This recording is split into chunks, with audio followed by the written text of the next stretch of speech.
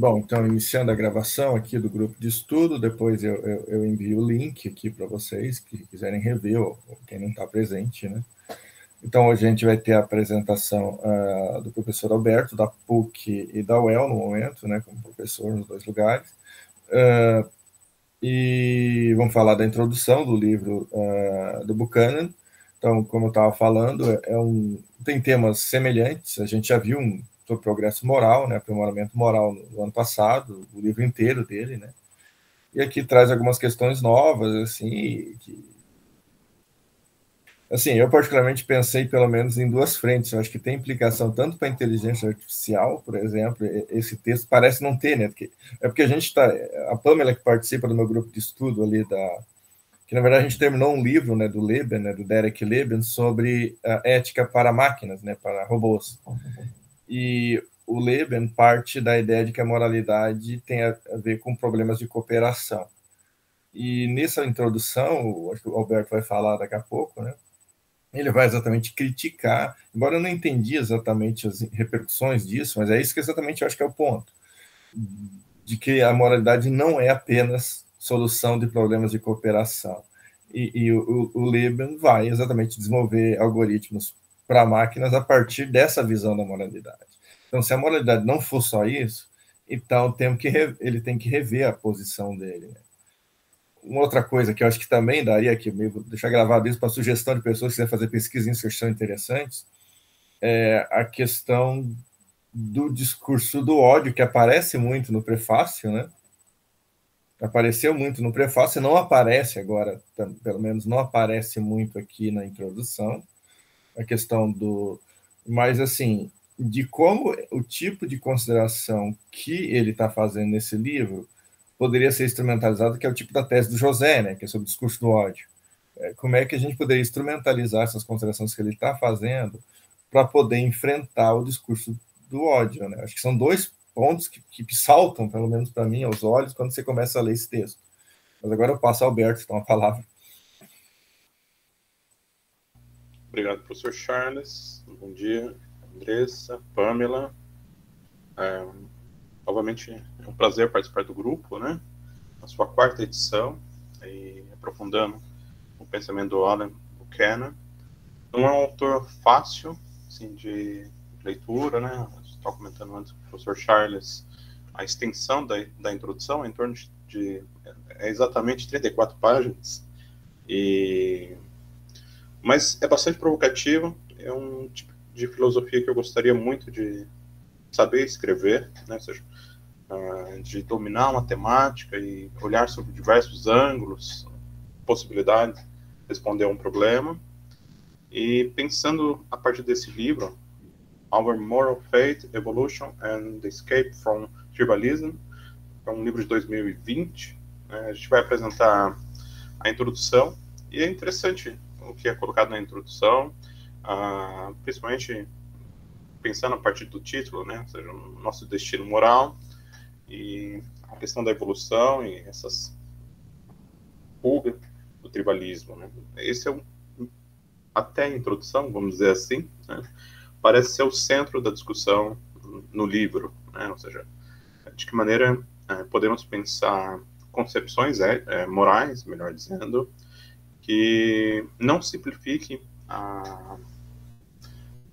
a psique humana, a mente humana, a um aspecto presente em alguns evolucionistas teóricos, que se refira à concepção tribalista. Né? E é isso que ele vai elencar na introdução. E na introdução, ele começa a trabalhar sobre esses chamados dogmas não darwinianos e darwinianos, né? Ou como não pensar sobre moralidade. Né? Então, acho que é um aspecto interessante a gente analisar e começar a compreender.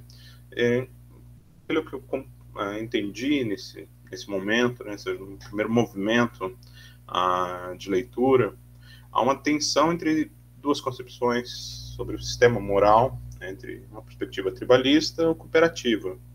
E os dois possuem um aspecto dogmático, em certo sentido. Ou seja, se a nossa tendência evolucionária, por assim dizer, né, a partir da estrutura psíquica que temos, cognitivo-emocional, e a partir da nossa história, tendemos a ter um sistema moral tribalista ou cooperativista, né? E aí tem essa tensão.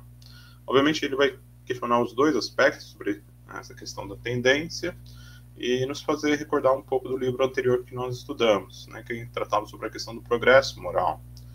E um diferencial que eu percebi na leitura dessa introdução em relação ao anterior, Charles, talvez pudesse me lembrar, eu acho que o centro da discussão do livro sobre progresso moral está no máximo assim, de progresso até então, que era a ideia de direitos humanos. E essa ideia é ter uma caracterização mais jurídica, né, pensando nas estruturas internacionais, nacionais, Estado Democrático de Direito, do que um aspecto que ele desconecta da moralidade, assim, pensando aqui no aspecto cooperativismo ou ser filantropo de uma pessoa motivada, seja pela ideia de direitos humanos ou por outras perspectivas ao respeito, né? Então, me parece que o centro aqui na discussão sobre direitos humanos, na introdução, é muito mais a igualdade de consideração, o status de igualdade de consideração, respeito, do que pensar esse aspecto da cooperação, né? E daí, na introdução, fazendo um comentário depois, apresentar parte a parte, não lembro se aparecia, né, naquele livro Progresso Moral, a discussão em relação ao direito animal. Depois seria algo que pudesse checar, mas o centro lá no livro Progresso Moral era a ideia de direitos humanos. E aqui aparecem dois elementos, que ele chama de duas grandes expansões, ou seja, esse círculo moral seria também o respeito a animais não humanos. Tá? E dando continuidade, assim, agora em parte a parte, né, aí vocês fiquem à vontade, obviamente, para interromper, né, eu fiz uma apresentação relativamente sintética, pensando na estrutura melhor consiga apresentar algumas ideias. E o primeiro questionamento é sobre a ideia de natureza humana. Esse é um aspecto bastante discutido também na filosofia. Tem um livro do Jürgen Habermas sobre o futuro da natureza humana. Mas aqui a indagação é se esse conceito, essa ideia, ela faz sentido após Darwin. Então, se a revolução darwinista desfez essa concepção de natureza humana, né, que a gente tem na filosofia, ou seja, não sendo um aspecto estático, mas dinâmico da transformação da espécie Homo sapiens, desfazendo de uma concepção daquilo que somos, e desde o princípio somos, né, me parece ser um aspecto que ele vai questionar bastante. Por que isso não se alterou na concepção dos teóricos evolucionistas, ou que adotam o evolucionismo como paradigma, acerca da moralidade como tribalista? Ou seja, eles olham para a história natural, né, a história da espécie humana, observam características tribalistas e atribuem a ela a continuidade, então, essa perspectiva fixa ao ser humano contemporâneo, né? Então, acho que seria um aspecto para se pensar, né? Um conceito que ele vai discutir, e olhando para alguns referenciais teóricos, até nomeia nessa parte, por exemplo, o antropólogo Christopher Byrne, e que observa e faz também no Progresso Moral o Buchanan fazia, né? Ou seja, essa análise da história natural, né, da história humana, ou da espécie humana, localizada ali na era Pleistoceno, ou seja, 45 mil anos, e observando aspectos de continuidade, né, entre uma moral tribalista acerca da natureza humana e a sua continuidade no nosso período contemporâneo. Então, pensar de uma maneira tribalista não impede de desenvolver uma concepção da diversidade de perspectivas morais, né? Ou seja, de formas diferentes de compreensões, né? Mesmo que nessa característica haja um exercício altruísta ele permanece fechado ao círculo daquele grupo, né? Então, seria um aspecto paroquialismo, né? E, obviamente, não há consideração do status moral de outras pessoas que não participem desse círculo. Ele cita outros autores também, né, conhecidos, como Joshua Green, Tribos Morais, né, ou seja, reforçando essa ideia de a cooperação para o seu grupo, né, então, a manutenção de uma mentalidade moral tribalista. Um outro naturalista também, que é o Michael Tomasello, né, escreveu sobre a história da moralidade humana, né, e observa alguns aspectos relacionados, novamente, à ausência de elementos inclusivos ou includentes, né, entre os grupos. Tá?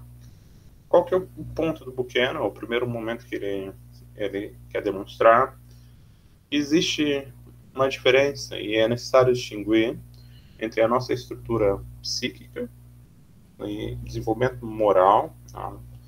Desde a era do Pleistoceno, aí que ele cita, né? Ou seja, e uma diferença com o conteúdo das diversas orientações morais que podem ser adotadas. Né? Então, acho que esse é um primeiro tópico, né, que aparece ali sobre a ideia de natureza humana, e porque esses autores, ou seja, que constroem suas concepções acerca da espécie humana, da sua história, não fazem isso, não aplicam ao evolucionismo também a moralidade, ou seja, não observam esse contínuo de desenvolvimento moral ou progresso moral. Né? Eu acho que seria esse primeiro tópico. O segundo tópico é enfocar e criticar o dogma do tribalismo, ou seja, e mostrar que existem duas confusões, como já havia dito, ou seja, um estudo sobre a mente moral, a psique humana, e o outro sobre tipos de moralidade. Ou seja, nós construímos, somos capazes de desenvolver. Né? Então, isso ele observa em relação à psicologia, é o caso do Tomasello, seria um caso para se ver depois na nossa discussão, e, obviamente, pensando, o mote ali é o seguinte, né? Ou seja, é necessário realizar essa distinção entre a psique e os sistemas morais, né, as moralidades, e ele utiliza como analogia a linguagem. Os seres humanos são seres competentes, capazes de usar a linguagem, mas obviamente que possuem diferentes idiomas, estruturas linguísticas. Né? Assim também poderia ser pensado a questão moral. Ou seja, somos capazes de agir em benefício, mas de seguir regras, em certo sentido, normas morais, mas que adotamos diferentes compreensões, né? Ou seja, acerca da moralidade, certo ou errado. Eu entendi neste primeiro momento aí, né? Só colocando a data correta do Pleistoceno, não sei, em algum momento é falado 45 mil anos, mas o correto é 1,8 milhões de anos. Tá? No caso, a pesquisa de 45 mil anos era do Christopher Bannon. Aí, dando continuidade nessa reflexão, né, pensando quão flexível pode ser a mente moral, né, então, ele vai enfatizar esse aspecto das múltiplas competências para o agir, para a linguagem, vai enfatizar uma característica que acho que poderia ser definida dessa forma, ou seja, o ser humano como um construtor de nicho, ou niche construction par excellence, seria o seguinte, ou seja, a capacidade de criarmos ambientes adaptáveis às necessidades humanas e tornar isso suscetível ao nosso interesse. Né? Eu acho um ponto relevante aqui, né? Ou seja, em algum momento ele vai falar sobre o significado do livro, né? Na introdução ali, sobre o nosso destino moral, né? Mas não de uma forma ao acaso, mas como uma escolha. Né? Ou seja, não é um acaso, mas deveria ser uma escolha. Né? E a gente construir um sistema moral mais inclusivo do que tribalista, né? Pode ser um aspecto relevante, assim, né? E indo à frente, né, ou seja, um outro tópico é sobre a constância da psicologia humana básica. O questionamento é sempre sobre este aspecto. Traduzir uma citação para a gente entender melhor este aspecto, que ele diz assim: a nossa evolução biológica produziu a mente moral, mas a forma como as competências que constituem a mente moral é expressa tornou-se cada vez mais uma questão de como a cultura acumulativa, através da construção de nichos, modos, ambientes em que a mente moral opera.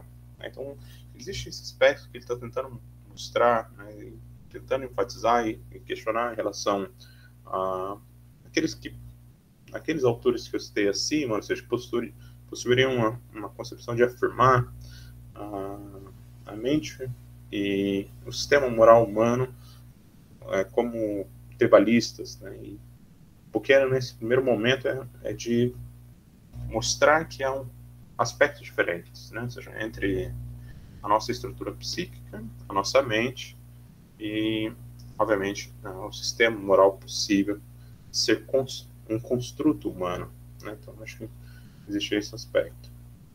E, neste primeiro momento, se dá em mostrar uma analogia a partir da linguagem, do idioma, ou seja, seres competentes de linguagem, mas que utilizamos estruturas linguísticas diferentes, né? Idiomas diferentes. Então, ali adentra Flexibility Everywhere, né? Que novamente reforça esse aspecto da competência universal humana para a linguagem, que mostraria também, e é a analogia que ele faz com, ali eu acho que uma pulga aquática, né? Ou seja, que se transforma e desenvolve alguns aspectos no seu corpo, né? Ou seja, ele vai utilizar em vários momentos essa analogia, ou seja, essa pulga aquática que está no ambiente onde há uma presa, ela desenvolve espinhos, o capacete, ou seja, uma proteção, né? E quando há um ambiente que não tem um predador, ela não desenvolve esses aspectos no seu corpo. Então, ou seja, mostra essa capacidade que ele vai chamar de plasticidade adaptativa, né? Ou seja, essa capacidade as espécies, né? Mas tentando voltar isso para a espécie humana, de também se adaptar a ambientes, né? E construir sistemas morais mais inclusivos ou menos inclusivos conforme o ambiente, né? Na página 11, quis enfatizar esse aspecto da plasticidade ou flexibilidade. Ele diz assim: a plasticidade favorece a aptidão se houver variação suficiente no ambiente, né? Então, existe essa tensão entre esse processo evolutivo da espécie humana, mas também relacionado ao seu ambiente e as possibilidades que tenhamos, né? Talvez, se a gente contextualizasse a partir de uma filosofia política, né? Ou seja, uma sociedade com recursos, haja atendimento a bens básicos, possivelmente haveria menos conflitos, ou conflitos de outros, em outro sentido, né? Ou seja, que não seriam conflitos relacionados à necessidade, né? Mas sendo possível a organização social, né? Ou seja, uma estrutura mais aberta da sociedade. Uma sociedade com menos recursos, maior desigualdade, nós temos conflitos mais básicos, né? Ou seja, relacionados à necessidade, à sobrevivência humana, que impede, obviamente, uma estrutura social mais aberta. E parece ser uma ideia está também nessa introdução. Então, se num primeiro momento, né, ou seja, é uma crítica ao dogma tribalista e de pensar essa distinção entre a origem da moralidade humana e os sistemas morais, no outro, então, entenderia o autor a mostrar que nós temos uma psique mais cooperativa, né? Tem autores que trabalham sobre esse aspecto, né? Vai citar, no caso, também um artigo da revista Current Anthropology, que mostra esse aspecto da moralidade como voltado para a cooperação. O próprio livro do Tomasello também mostra esse desenvolvimento da cooperação, e ele vai tentar mostrar alguns aspectos que eu acho que é relevante e distinguir o sistema moral, não como sendo a cooperação, mas, pelo que entendi aqui, é o respeito. Aí na página 13 ele diz assim, porque ele vai se referir a esses dois progressos morais, né? Embora ele não utilize esse termo, talvez pensando no livro anterior, faça sentido ou não. Né? São os direitos humanos e os direitos animais, a direito animal. Né? Na página 3 ele diz assim, se não fossem as duas grandes expansões, nunca poderia ter começado. Resumindo, o dogma da cooperação baseia-se numa confusão entre o que a moralidade fazia originalmente e o que é agora. E essa confusão reforça o dogma do tribalismo. Então, já há uma tensão aí entre os autores, ou seja em afirmar o aspecto tribalista da moralidade ou o aspecto cooperativista. Contra o dogma cooperativo ou da cooperação, na página 14 ele diz assim, o dogma da cooperação assenta num erro simples, confundir a função original que a moralidade desempenhava com a caracterização completa do que a moralidade é e pode ser. Então, claro, existe, em certo sentido, um direcionamento moral para atitudes altruístas, cooperativas, mas não é o centro dos temas morais ou das perspectivas morais, pelo que me parece ser o objetivo. Né? E aí no tópico, como o dogma da cooperação reforça o dogma do tribalismo, ele vai tentar mostrar este aspecto ter um erro paroquial também, né? Seja, tanto do dogma cooperativista ou do dogma tribalista. Na página 15 a 16, faço a citação, ele diz assim, no entanto, essa conclusão deixa abertas duas possibilidades. Primeiro, significativamente ambientes diferentes, a mente moral teria sido expressa em tipos bastante diferentes de moralidades. Então, existe esse aspecto interessante aqui para pensar. Né? Então, ambientes que favorecem tipos ou respostas cooperativas e outros mais paroquialistas. E segundo, em alguns ambientes, a mente moral pode ser expressa em moralidades que não eram tudo sobre cooperação. Favorece esse aspecto mais tribalista. Ou seja, o que eu penso que ele queira mostrar nessa crítica a esses dois dogmas é necessariamente pensar essa flexibilidade, essa plasticidade da espécie humana.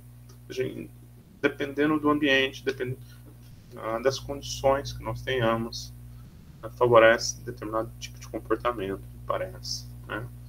E eu acho que um mote do livro está na página 16, assim, ou pelo menos é o que ele diz, né? Ele expressa assim, é hora de fazer do nosso destino moral uma questão de escolha, não de acaso.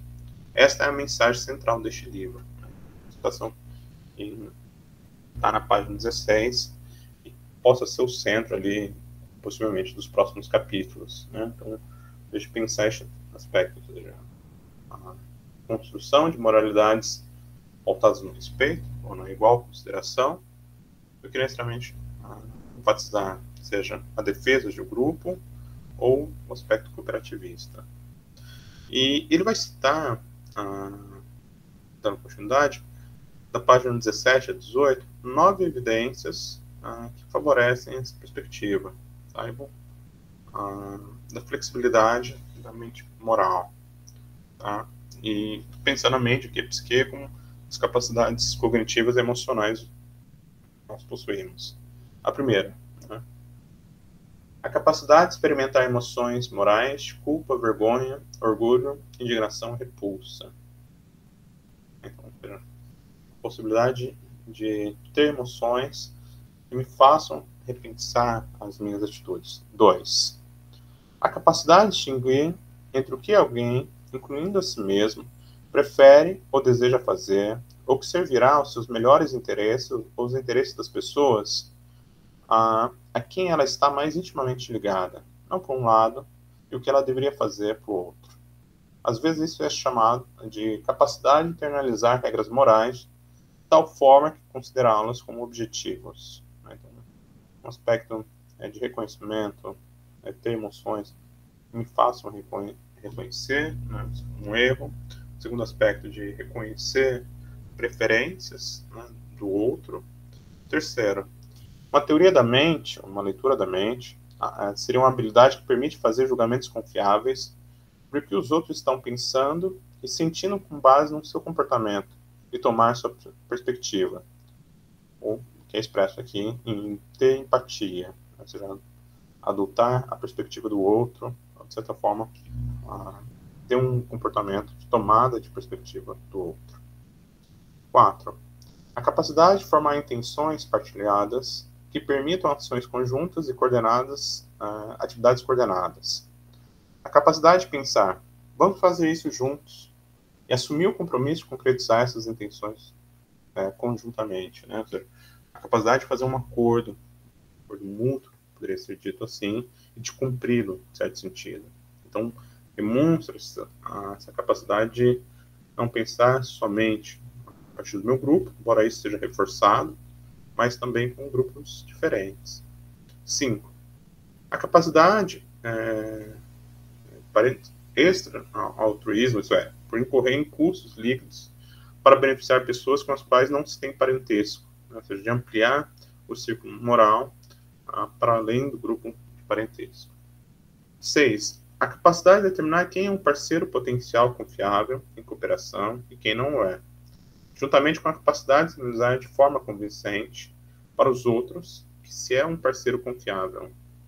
À medida em que a cooperação é baseada em regras morais, isso significará a capacidade de detectar quem é moral e para sinalizar aos outros que você é moral, ou seja, cumprir os acordos, demonstrar uma certa confiança, né? Ou lealdade, poderia ser pensado aqui no item 6. 7.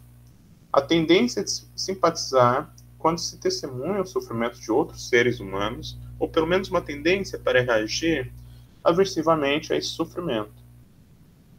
E aqui é interessante, né? Em alguns momentos ele me lembra as reflexões do Amartya Sen, no livro A Ideia de Justiça, né?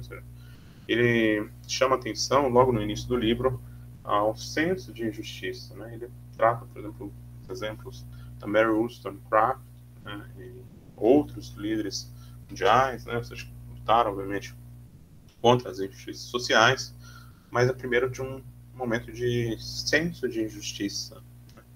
Essa consciência a respeito de algo que está errado, ou tomar partido. 8. Um senso de identidade moral motivacionalmente potente. Profundo comprometimento a agir para que se possa convencer a si mesmo e aos outros de que é um ser moral, portanto, um parceiro confiável na cooperação e uma pessoa digna de respeito e confiança. 9, né, serão as 9 capacidades, né, a última. A capacidade de aplicar regras morais a novas situações, que inclui a capacidade de se engajar no raciocínio, isto é, de realizar atividades cognitivas inferenciais, operações em questões morais.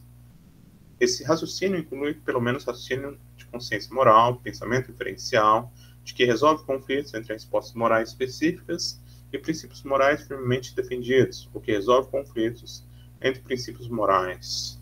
Então, o último aqui seria a capacidade de raciocínio moral e de pensar sobre situações, qual seria a resposta correta, mais adequada, né? E existe um outro aspecto que ele vai enfatizar, que é o próximo tópico, além deste aspecto relacionado a capacidades, né? Ele elenca aí essas 9, né?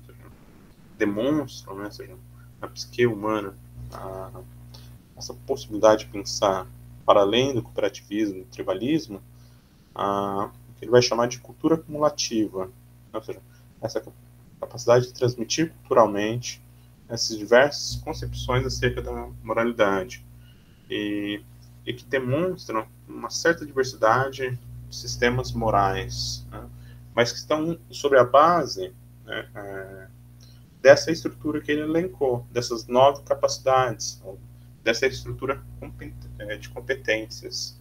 Tá? E no próximo tópico, ele vai se questionar o seguinte: por que a mente moral é flexível? Né? E existiriam 2 motivos. Um está relacionado ao aspecto biológico humano. Tá? as nossas capacidades gerais, cérebro. Né?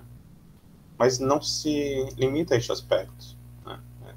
Ou seja, é a questão de potencial, ou seja, a maneira como a neurociência analisa o nosso cérebro, mas também envolve um outro aspecto, está no social, está no ambiental, que é a maneira como nós desenvolvemos essas capacidades, né, que entra o aspecto ambiental, cultural, né, ou seja, essa transmissão de concepções, né, ou de hábitos, costumes, de uma certa forma. Nesse tópico eu tenho uma citação que eu acho interessante para a gente pensar.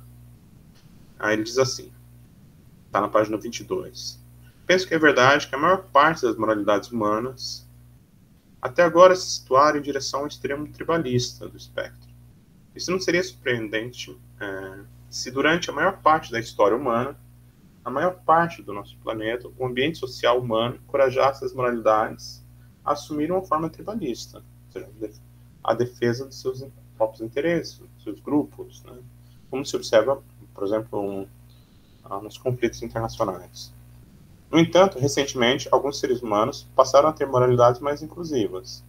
Isso faz sentido se você apreciar algo que desenvolverei à medida que prosseguimos.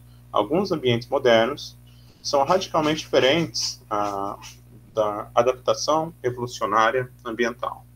De maneiras que conduzem a moralidade são mais inclusivas do que aquelas que normalmente se desenvolvem na adaptação evolucionária ambiental, né, que é o conceito que traz ali do darwinismo. Né? Então, ou seja, pensar um aspecto interessante, né, que ele vai trazer, que, ou seja, quando se tem condições, vai citar o caso do Nicholas Bauman, né, Surplus plus Evolutionary Success, ou seja, para Nicholas Bauman, ou seja, esse propósito inclusivista da moralidade está na satisfação de interesses reprodutivos ou de resolução de conflitos de sobrevivência e reprodução.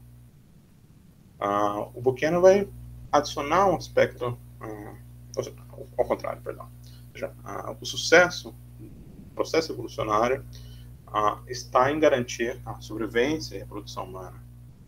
O Buchanan vai enfatizar um aspecto maior, que não está apenas nessa perspectiva de espécie, mas também para desenvolver um aspecto includente, inclusivo. Né? Vejam ali na página 23, ele diz assim: aqui está o ponto crucial. O sucesso reprodutivo excedente permite ao grande desacoplamento, ou ao afrouxamento da conexão anteriormente apertada entre como são as moralidades e sua capacidade de promover a aptidão reprodutiva. Isso fazendo referência ao livro que nós estudamos no semestre anterior, que era sobre progresso moral. Uma vez ocorrido o grande desacoplamento, ou seja, o espaço das moralidades possíveis aumenta enormemente, né, que é relacionado aos direitos humanos. As moralidades podem tornar-se relativamente independentes da aptidão. Podem também tornar-se mais do que conjunto de soluções para problemas de cooperação, e elas não precisam ser tribalistas. Então, para além de uma perspectiva tribalista de defesa do auto-interesse, do interesse do grupo, ou para além de resolução de conflitos de cooperação. Né? E ele vai citar como duas evidências contra o dogma tribalista, como havia citado para vocês, são as duas grandes expansões, né? Primeiro, a ideia de direitos humanos, e que permite, sob um ponto de vista jurídico, eu acho isso interessante, né? Embora toda a fundamentação dos direitos humanos tenha um aspecto moral, essa separação entre um sistema moral de fundamento aos direitos humanos e uma concepção mais interna relacionada à cooperação, ou seja, direito e moralidade, ou moral. E que a ideia de direitos humanos produz uma mudança de concepção, em que ela está fundada num status moral de igualdade, né, e que tem relevância tanto, obviamente, no aspecto nacional e no internacional. A gente vai citar o caso da Corte Europeia de Direitos Humanos, mas a gente poderia pensar em outros tribunais internacionais, também tem esse cuidado, né? Ou seja, o indivíduo que sofra uma violência no seu estado, a possibilidade de reclamar perante o Tribunal Internacional, né? Então, uma violação do seu direito humano.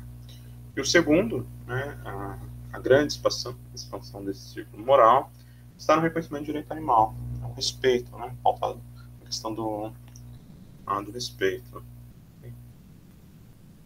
Acho que esse é um aspecto interessante, assim, deste momento, né, que me chamou a atenção para essas distinções, né. Não sei se alguém gostaria de fazer alguma complementação, quase fechando a apresentação aqui, Charles.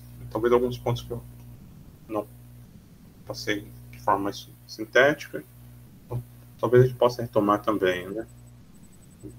No momento não tenho nenhum comentário, Alberto. Assim, acho que é introdução, né? Está mais apresentando o panorama, e pelo menos para a gente que já estava no ano passado, algumas coisas são um pouco repetitivas, né? Assim, acho que não tem, pelo menos na introdução tem menos novidade, eu acho, do que tinha no prefácio. Parece que é um destoa, né? Ou seja, daquilo que você apresentou pelo vídeo e tal, pode assistir, daquilo que está retomando aqui na introdução, né? Ou seja, eu tentei ler, né, já a gente conclui a apresentação, a partir do livro que nós estudamos, que era sobre progresso moral. Para mim, a novidade está colocar também, obviamente, né, ou seja, a grande expansão do círculo moral em relação aos animais. Eu acho que não aparecia naquele livro. Estou recordando, depois posso checar, né? Bom, mas eu acho que também tem um outro aspecto, né? Ou seja, que é a discussão uma perspectiva mais determinista, né, acerca da moralidade, né? Ele não cita, mas seria a falácia naturalista, ou seja, de tomar os seres humanos a partir da sua natureza, mas da sua história natural, e não haver uma mudança, um progresso em relação à moralidade, assim como houveram progressos institucionais da própria espécie.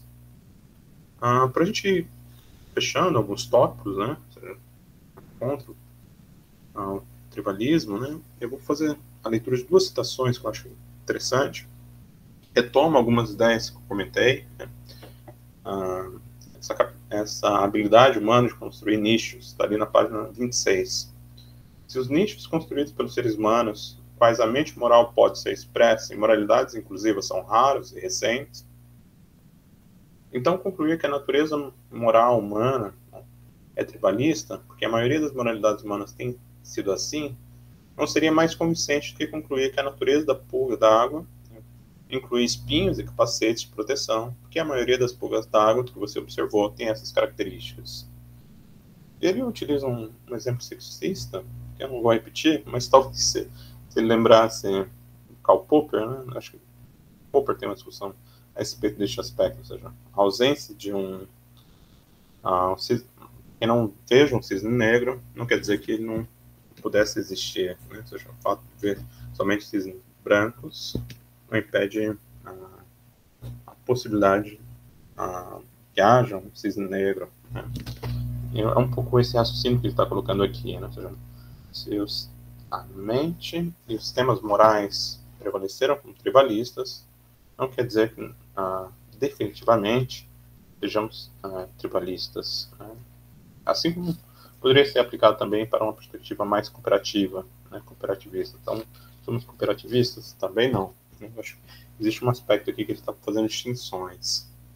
Uma outra citação que eu acho interessante, né, reforçar essa crítica ao tribalismo, eu acho que ele elenca mais, né, tratando sobre a questão das evidências, está na página 28. Né. Tais evidências podem ser explicadas sem concluir que os seres humanos, têm uma predisposição para o tribalismo especialmente poderosa, profundamente enraizada e de base biológica, se fizermos as seguintes suposições razoáveis. A mente moral é altamente flexível, né, como ele está mostrando aqui. A maioria dos seres humanos viveu em ambientes em que essa flexibilidade resultava de moralidades tribalistas. A cultura desenvolveu-se de forma a sustentar moralidades tribalistas, mesmo quando essas já não promovem a aptidão reprodutiva, já não são necessárias para uma cooperação bem-sucedidas. E algumas pessoas têm interesse em manter ou ressuscitar tendências tribalistas e têm a capacidade de o fazer de forma eficaz. Isso é interessante para pensar sobre esse aspecto, né? Ou seja, porque ele está dizendo sim, ou seja, esse processo de evolução da espécie humana, ou seja, também promoveu um progresso moral, uma evolução da moralidade, mas que temos tendências, né, a ressuscitar aspectos tribalistas, né, ou de fazer de forma eficaz, mesmo quando não há risco ao aspecto reprodutivo aqui, né, mas pensando aqui a sobrevivência e autoconservação. Né, então, haveria possibilidade para novos progressos morais, ou novos aspectos. Né? Ele cita um exemplo, né? Ou seja, os conflitos culturais, conflitos entre grupos, né? Então ele fala a respeito da presença de latinos nos Estados Unidos, né? Então um aspecto assim, de mostrar esse conflito, ou seja, uma cidade que não haveria, né? Seja, uma luta por sobrevivência, né? Pensando na sociedade americana, estadunidense, ou seja, a recepção a grupos latinos, de pessoas que buscam uma melhor qualidade de vida, poderia ter um aspecto de abertura, né? Ou seja, de recepção. E não é assim, ou seja, há um processo de não permitir, né, ao imigrante, né, seja, participar, obviamente, dos mesmos benefícios sociais. Pois não. Bom, Alberto, assim, as coisas que eu estava, assim, são ideias, né, são mais intuições a partir do que a gente, que você está falando aí, que o texto está falando, né, porque, assim, voltando um pouco ao tema do prefácio, né, que tem a ver um pouco, é mais claro essa relação com, vamos dizer assim, o pensamento conservador, que de maneira tem a ver com o que você está falando agora. Que a pergunta, talvez, assim, que eu acho que a questão que a gente poderia colocar e pensar é que essa dimensão explicativa de como a gente, assim, que nós temos, vamos dizer assim, tendências a voltar em alguns momentos a essas visões tribalistas, essas visões mais conservadoras, vamos dizer assim. Como é que eu diria isso? Vamos pensar, a gente tem aí, sei lá, vou tentar pensar aqui, o mundo tem uma onda conservadora hoje. Então a gente tem um momento conservador, ou seja, não é apenas no Brasil, não é apenas nos Estados Unidos, mas nós temos aí na Alemanha, na Europa, em vários lugares do mundo, um crescimento do pensamento conservador. E, ao mesmo tempo, a gente tem essa crise econômica que vem desde 2008 e que está sendo agravada agora tanto pelo conflito na Ucrânia, quanto pelo conflito agora na faixa de Gaza, né? Esses conflitos militares estão... E como, assim, a mente humana, então, está... Assim, o ponto que eu quero dizer é, de alguma maneira, parece que essas tendências que ele está falando, elas se tornam mais evidentes em contextos de maior escassez, vamos dizer assim. Eu acho e assim, de que eu fico pensando é como a gente poderia, uma vez que a nossa discussão também é justiça social, coisas do tipo, como a gente poderia instrumentalizar esse tipo de abordagem mais naturalista, que é uma abordagem naturalista, para tentar auxiliar a discussão política, vamos dizer assim, para tentar ir contra essa crescente conservadora.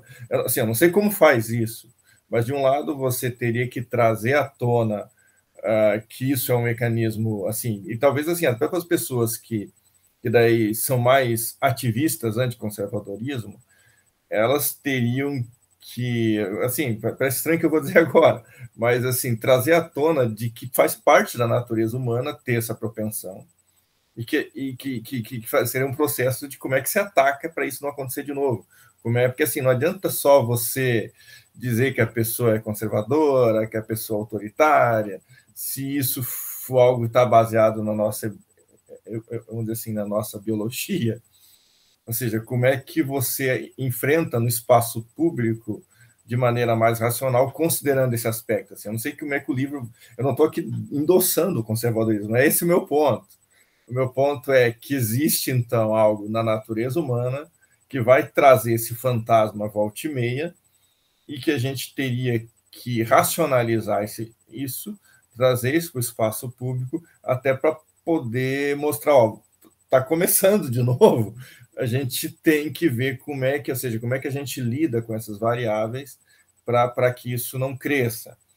Uma outra coisa, assim, que você falou da falácia naturalista, que eu fiquei pensando em que medida escapa também, ou não, porque assim, eu acho que eu já escrevi textos, por exemplo, sobre o Alan Gibbard, de A Falácia Naturalista, eu tenho um artigo publicado, já faz uns 20 anos quase isso, em que eu defendo, entre outras coisas, que o Gibbard, que me parece que é parecido em muitos aspectos com algumas coisas que o Buchanan fala aqui, ao recorrer à biologia, de que você pode ser alguém que estuda a ética à luz da biologia sem cair na falácia naturalista. Mas, de outro lado, que eu fiquei pensando, porque o ponto dessa introdução talvez seja, que já estava no livro lá um pouco, pelo menos na parte final do outro livro, é que ele fica trazendo esse ponto que a ciência tem que explicar certas coisas e os modelos, tanto os conservadores quanto o modelo tribalista, são modelos explicativos que deixam de fora alguns elementos. No caso aqui, ele traz as duas expansões que você trouxe.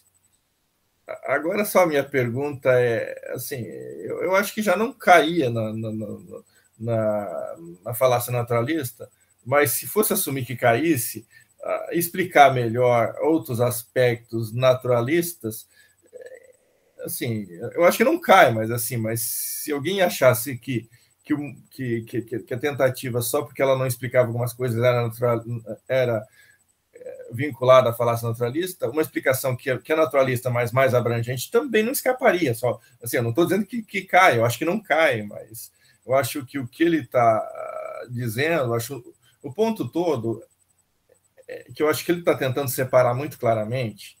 Assim, eu acho que ele separa, nós temos a questão, assim, as pessoas confundem os valores morais, vamos dizer assim, é como se ele estivesse fazendo uma distinção a nível de moralidade, não é a mesma coisa, mas semelhante à distinção entre genótipo e fenótipo. Assim, é como se ele estivesse tentando fazer um tipo de, assim, nós temos genes, os genes são uma coisa, a expressão desses genes são outra.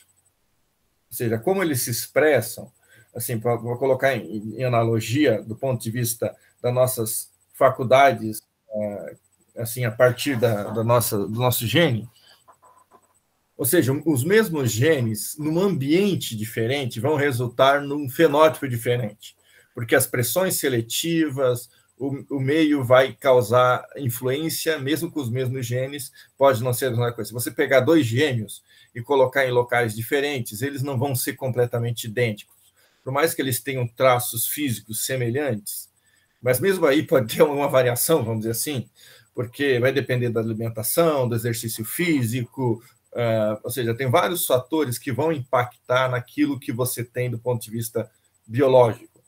Então, acho que ele quer dizer também um pouco isso. O fato de que a gente tem uma moral tribalista que surgiu, talvez, tribalista num contexto que favorecia o tribalismo, não necessariamente vai ser sempre assim se o contexto for outro. Essa é uma ideia que já estava no outro livro. Não é uma novidade assim absoluta, porque o raciocínio básico estava no outro livro lá. Mas o que ele traz aqui é isso, talvez, o que ele está trazendo, que daí eu acho que leva para ler outro livro, mas a gente já leu, que é a explicação do progresso moral como uma explicação melhor de por que a gente não precisa ser tribalista. De que a moralidade não precisa ser tribalista. Sei lá, são alguns comentários aí, as pessoas podem falar também. Não, e ajudou bastante a entender melhor. No seu comentário sobre o gênio e fenótipo, recorda, você estava falando sobre a inteligência artificial antes da gente iniciar a reunião do Minority Report, né? Ou seja, você tomar a pessoa como um criminoso antes de cometer o crime, né? Ou seja, agir de uma maneira preventiva. E talvez seria esse aspecto que ele está criticando numa visão tribalista, ou seja, de fechamento da cultura, de grupo, sem que possa se olhar aspectos mais de construção coletiva ou de nichos construídos pelo ser humano que sejam mais includentes. Talvez um ponto que estava comentando que me chama a atenção e retorno seria em relação ao direito do imigrante também. Claro, é um direito humano, mas que envolve aspectos também estruturais, sociais, em outros contextos que nos observam como estrangeiros, né, e desprovido de direito, em certo sentido. Ou seja, de maneira que, neste contexto que você narrou, de conflitos, o imigrante possa ter seus direitos valorizados, né, e construir a sua vida a partir das oportunidades que tem, né, sem que seja discriminado ou sofra qualquer caso de violência. E ele cita as competências, né? Aquelas 9 competências. Nos faz lembrar Habermas, no sentido, assim, né? Esse aspecto do raciocínio, né? Ou seja, de tomada da perspectiva do outro. Embora ele não coloque aqui o centro do diálogo, né? Seria nem a discussão com Habermas, né? Alberto, assim, acho que seria, você comentou isso, assim, tem o capítulo 1º da inclusão do outro, assim, uma sugestão aqui, a sugestão de leitura agora. Então, o capítulo 1º da inclusão do outro, o Habermas vai tentar discutir 2 abordagens empíricas, que eu acho que é a do Gilbert e acho que é do Tugendhat. Principalmente a do Gilbert, que é a explicativa biológica da moralidade, que vai um pouco nesse sentido.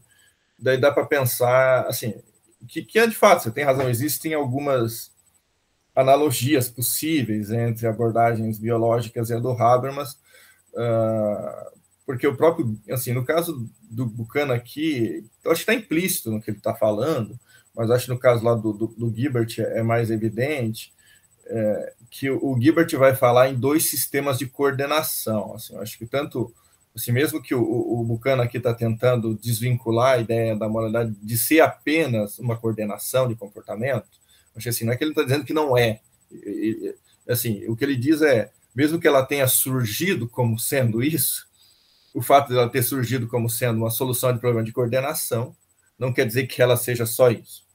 Então, o Gilbert também vai pegar um pouco esse mote dos sistemas de coordenação, e lá, inclusive, o Gilbert tenta explicar a fraqueza da vontade, né, que é um fenômeno que a filosofia sempre discute, que é o fato de que algumas pessoas sabem que são erradas, mas mesmo assim continuam fazendo o que é errado, assim, que é um problema moral, ou seja, como é que as pessoas mesmo, assim, ele tem esses exemplos, talvez, desse Joshua Green ali que ele fala, que são psicólogos evolutivos, que trazem alguns, como aquele outro experimento lá também, que trazem situações nas quais as pessoas sabem, que, sei lá, aquela pessoa que tem que apertar um choque, quando a pessoa responde a questão errada, e o choque vai aumentando de intensidade, a pessoa continua apertando o choque mesmo quando seria fatal, né?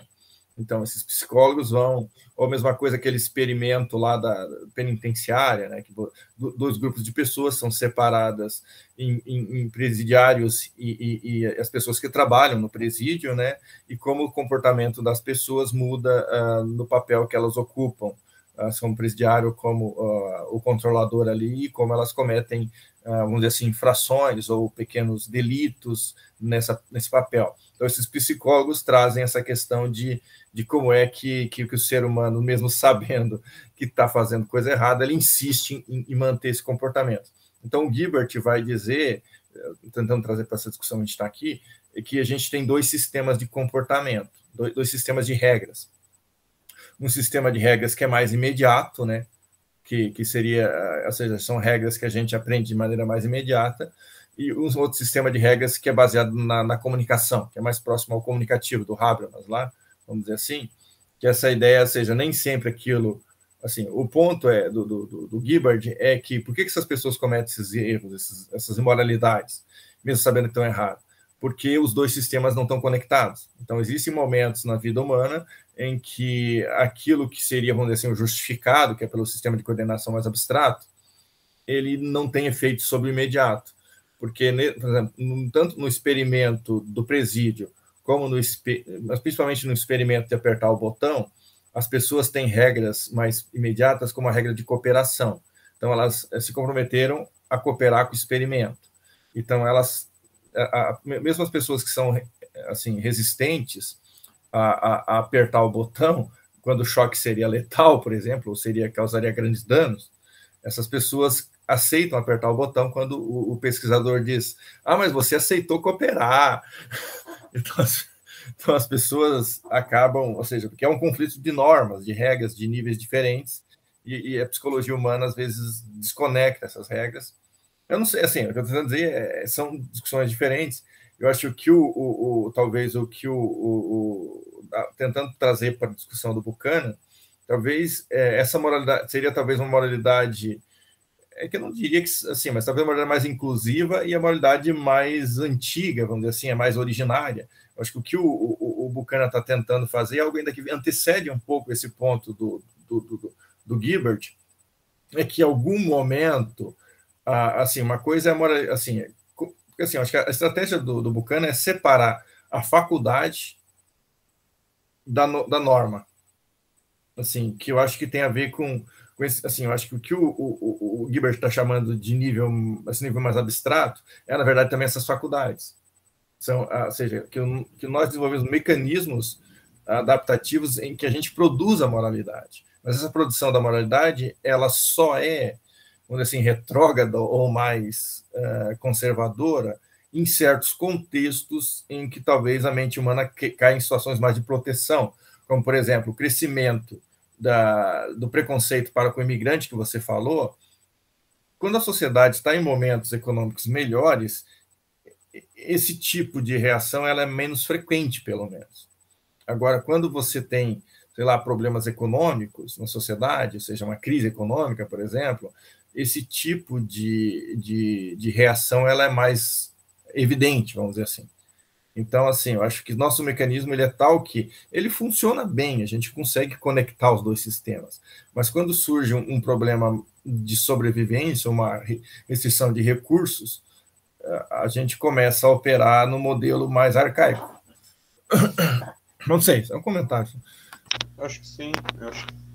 Acho que me parece que em diversos momentos ele está enfatizando esse aspecto que você colocou, sobre outros termos, né? Ou seja, não tomar o desenvolvimento histórico-biológico da espécie humana como um reflexo do sistema moral, e aí enfatizando um aspecto conforme a ótica tribalista, operativista, mas tentar compreender que há diversidade de sistemas morais, assim como linguagens, e que nós temos capacidades e competências linguísticas, cognitivas, emocionais, para reconhecer uma injustiça ou algo que seja inadequado sob um ponto de vista moral, e que nós tivemos que nós temos ao menos duas evidências que se referem à construção jurídica da ideia de direitos humanos e, obviamente, em andamento, elaboração e colocado em prática o respeito ao direito animal. Então, são dois momentos. Assim. Bom, só para a gente ir fechando, eu acho, a gente pode caminhar para outro aspecto. Acho que é o último tópico que eu não tenho mais. Tá na página 20, né, eu acho que tem algumas ênfases que eu quis trazer. O ponto central aqui é que se uma sociedade desenvolve mecanismos eficazes para transmitir valores culturais através das gerações, esses valores podem persistir desde que não reduzam a aptidão reprodutiva ao ponto da inviabilidade, que é o ponto que a gente está trabalhando, ou causem outros danos graves. Chama isso de inércia cultural. Pode ser que alguns dos comportamentos que as pessoas assumem muito rapidamente demonstrem que a psicologia moral humana inclui uma predisposição extremamente forte para o tribalismo, que eu acho que era o ponto que a gente estava conversando aqui, Charles, né? Ou seja, quando há uma possibilidade que reduza essa aptidão reprodutiva ou condições, bens, né, oportunidades ao grupo, então se cai novamente na perspectiva tribalista. Né? Ainda na página 31, um outro tópico, vai dizer assim: a definição mais geral de evolução é a descendência com a modificação. Há evidências claras de que houve descendência das primeiras moralidades humanas com modificações, mesmo que as primeiras moralidades fossem altamente semelhantes, diferentes comunidades morais seguiram caminhos diferentes com o passar do tempo. E a moralidade de cada comunidade mudou ao longo do tempo em resposta aos novos desafios, né? Então, a gente contrapõe este aspecto, e eu acho que é um dos últimos tópicos, né, aquilo que a gente conversou agora, que mostra essa possibilidade de progresso moral através de maior efetivação dos direitos humanos, né? E aí, colocando a questão do direito do imigrante, né, o seu reconhecimento como cidadão, mas também há aspectos relacionados ao regresso, né? Então, veja que em contextos desfavoráveis, o outro ele é identificado e inferiorizado, né? Então, para a gente fechar, né, seja, a estratégia do livro é de enfatizar e examinar essas duas grandes expansões, direitos humanos e direito animal, e o leitor ele pode observar isso como uma teoria geral ou o desenvolvimento de moralidades inclusivas ou includentes, né? O autor, o Alan Buchanan, ele reconhece que há diversidade de moralidades, que não houve um aspecto de desenvolvimento moral igual em todas as culturas, seres humanos, ou seja, algo dado, mas algo possível de ser construído, né? Ou seja, o ser humano como um construtor de nichos ou de possibilidades.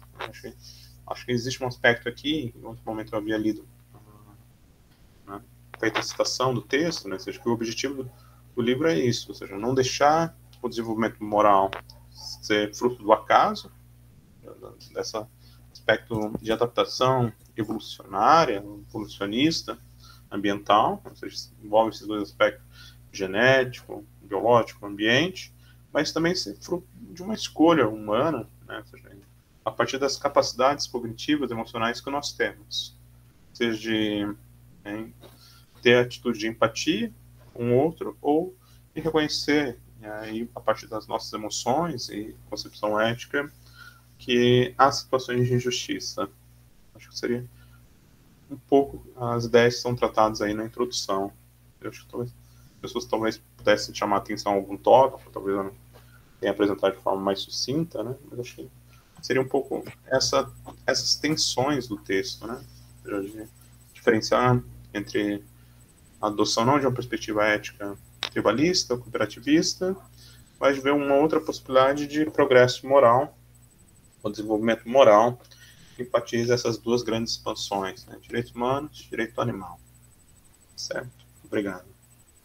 Bom, obrigado, Alberto. Não sei se alguém tem algum comentário, alguma acréscimo aí, pessoal. A introdução, né, acaba sendo muito mais o desenho de um mapa, né, do que vai acontecer a partir de agora.